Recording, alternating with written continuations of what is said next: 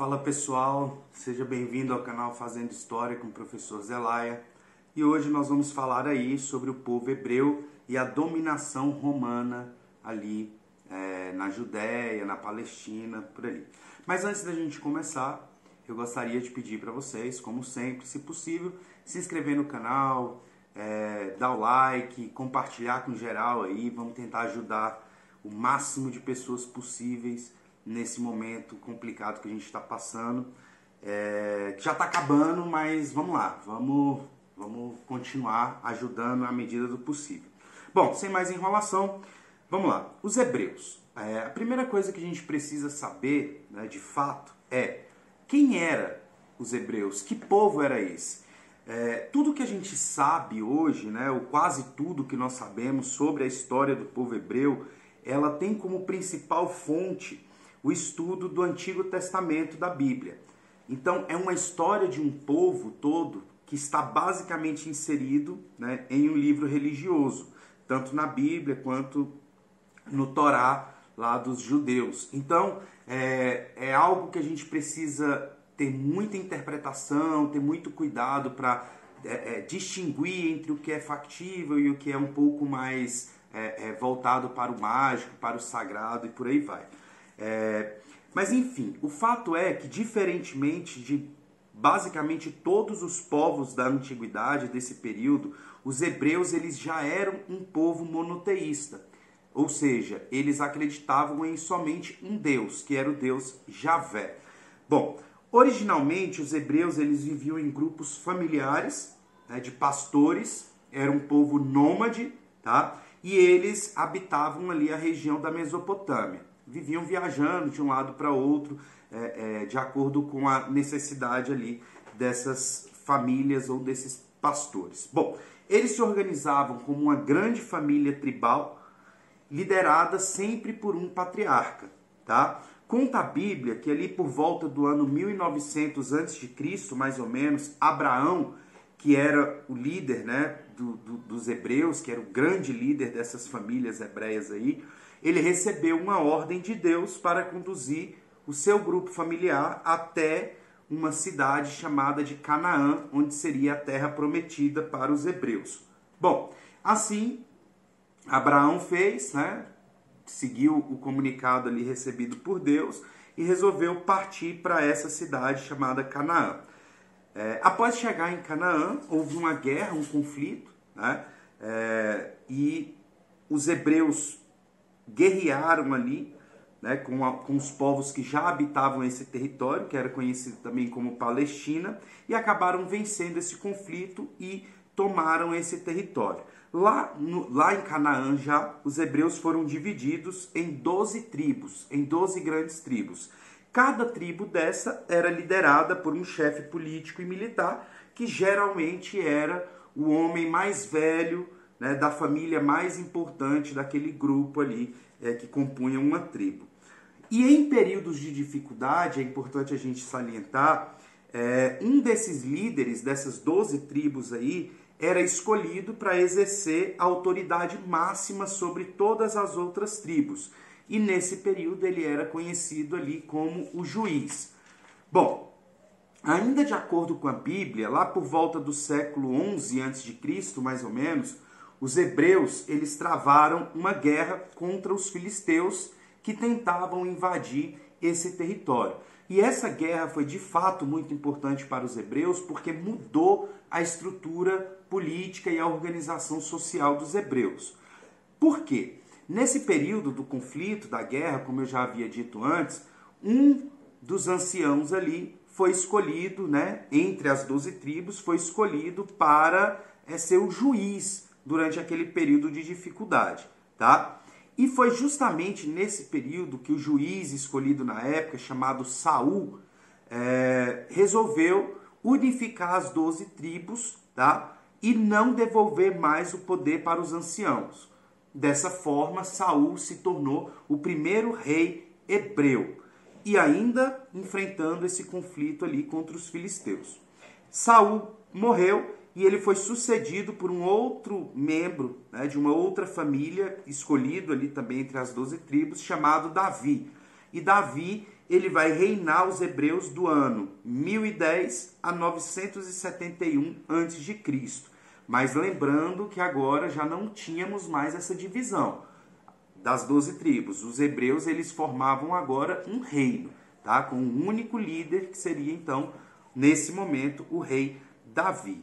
Bom, o novo rei, Davi, ele vai derrotar os filisteus e, além de derrotar os filisteus, ele vai conseguir ali conquistar uma nova cidade, um novo território chamado de Jerusalém. E vai transformar esse território na capital do reino hebreu. O reino dos hebreus ele vai chegar ao auge, né, ao ponto máximo, com o reinado de Salomão, que era filho de Davi. Tá? E por que a gente diz que esse reino vai chegar ao auge nesse período? Porque Salomão ele vai conseguir, primeiro, fortalecer muito o exército hebreu, ele vai estabelecer relações comerciais com vários outros reinos ali na época, ele vai modernizar tanto a cidade de Jerusalém como praticamente todo o reino hebreu, com a construção de reservatórios de água, de aquedutos. Ele vai construir o primeiro templo, né, de Jerusalém, que era o templo religioso ali, né, onde eles podiam professar a sua fé. Mas tudo isso, tudo que o rei Salomão vai fazer, vai ser às custas da cobrança de altos impostos, tá? O que, obviamente, não vai agradar a toda a parcela da população. Salomão vai morrer em 931 a.C. e o filho dele, Roboão, vai assumir o reino, tá?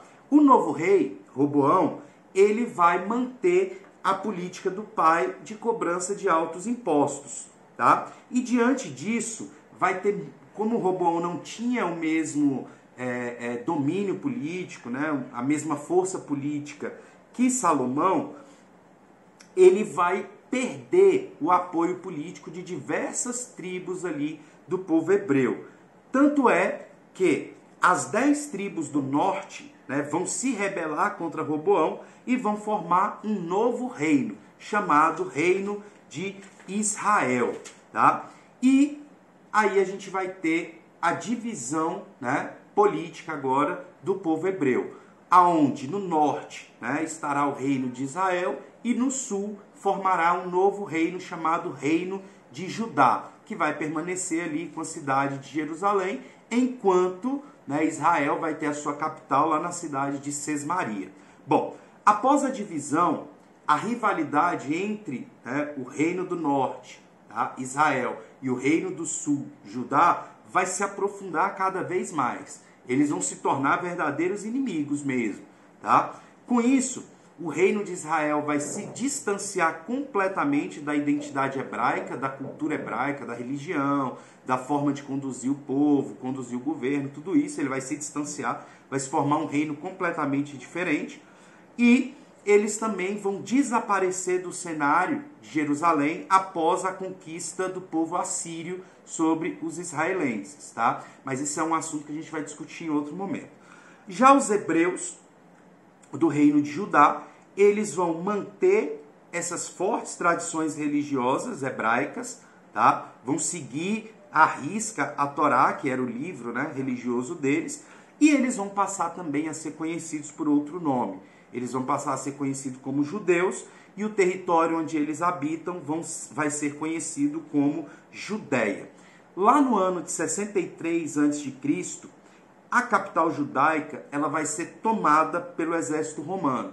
Tá? Os romanos que nesse momento, né, expandiam ali os seus territórios, já lá no reinado de Otávio Augusto, né, expandiam os seus territórios, chegaram até Jerusalém. Mas, como era característica, né, de Otávio Augusto, ele não destruía, né, os locais onde ele conquistava. Pelo contrário, ele tentava respeitar a cultura daquele povo, mas ele, obviamente, cobrava impostos daquela região para poder, né, se beneficiar daquela expansão. E assim foi feito. Judéia vai se tornar um protetorado romano, tá? Ou seja, eles vão manter ali a sua autonomia cultural, autonomia religiosa, até certo ponto uma autonomia política também, mas eles deveriam pagar os impostos devidos a Roma. Tá? Por isso que a gente fala que a Judéia se tornou um protetorado romano e não uma província romana. Bom, o tempo passou e lá no ano 37 a.C., né, um novo rei vai assumir o poder lá dos judeus, tá, da Palestina. Ele era um aliado ferrenho dos romanos, tanto é que ele vai receber um apoio militar dos romanos para poder assumir o trono, e esse rei era Herodes. Tá? Então Herodes, que como eu falei era aliado dos romanos, ele assume o trono na Judéia e com esse exército romano auxiliando ele, ele vai ampliar o reino judeu por uma grande extensão de terra. Tanto é que ele vai tomar ali toda a Palestina nesse período. E o governo de Herodes ele foi marcado por alguns problemas na realidade. Primeiro, as várias obras caras e cheias de controvérsias que ele fez. Segundo, pela alta cobrança de impostos, né, exercida pelo rei Herodes. Tá? Dentre essas obras aí controversas e complicadas, a gente tem duas construções que são muito importantes nesse período.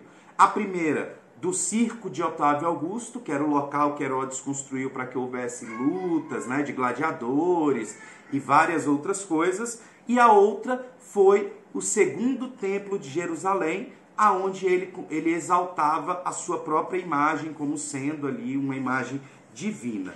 E as duas obras, tanto o circo quanto o templo, foi construída sob uma cobrança muito alta de impostos.